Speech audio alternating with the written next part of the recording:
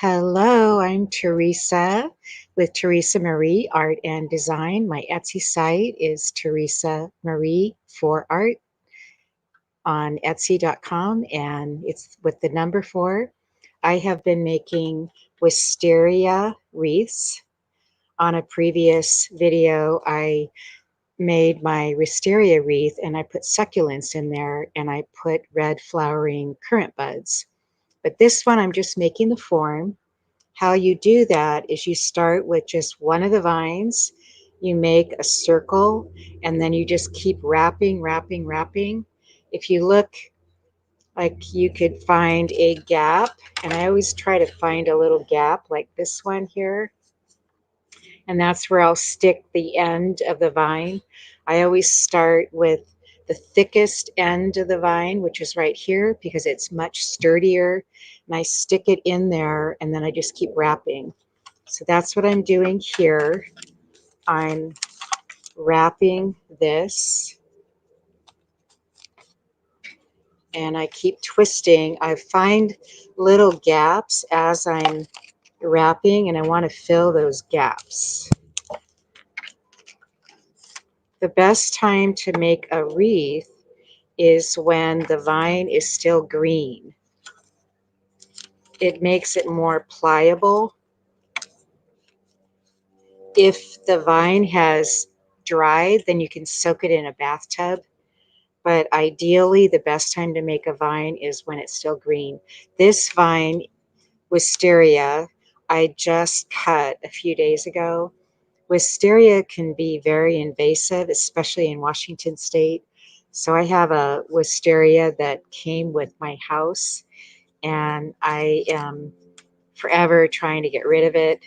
And in the meantime, I just make wisteria wreaths out of the vines. What I like to do is I want to just keep stretching it like this to make sure that it stays round. I don't want it to get a really awkward shape.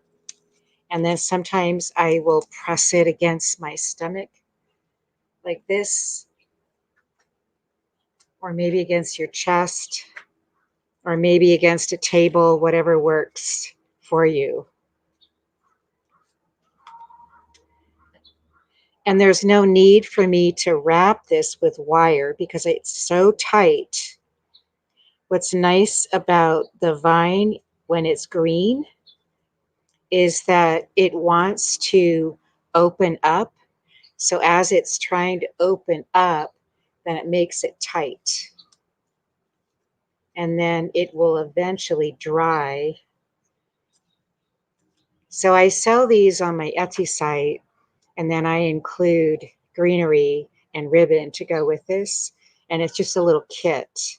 So this one's a 12-inch, and then I make it so that it fits inside a United States Postal Service flat rate box. So this one right here, it will fit inside.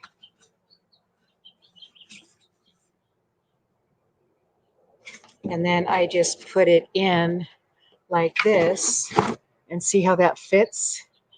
And then I put all the greenery in there and the ribbon.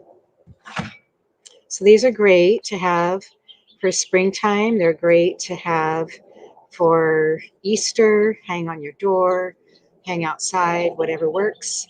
What I like to do again is I ideally recommend not gluing anything in there. I like to just be able to take all the greenery out, and then you can just reuse this wreath again and again. If you have herbs in there, you can pull the herbs out and use the herbs for cooking. So I'm going to keep adding to that a little bit more. And then I wanted to show you the difference between this wisteria wreath and a grapevine wreath. So the grapevine wreath has a lot more looseness to the bark like this, and it has little tendrils on them, and it's more brown, where this one doesn't really have the wisteria doesn't have the tendrils on it like the Grapevine wreath does, and it's a little bit lighter, more beige. So thank you for joining me, and I will see you next time. And again, you can email me, Teresa Marie for art at gmail.com, or you can go to my Etsy site and look at the Grapevine and the Wisteria wreath kits on my Teresa Marie for art on Etsy.com. I wanted to add that I also use all kinds of organic fertilizers, and all the products that I have are organically grown. Thank you. See you next time.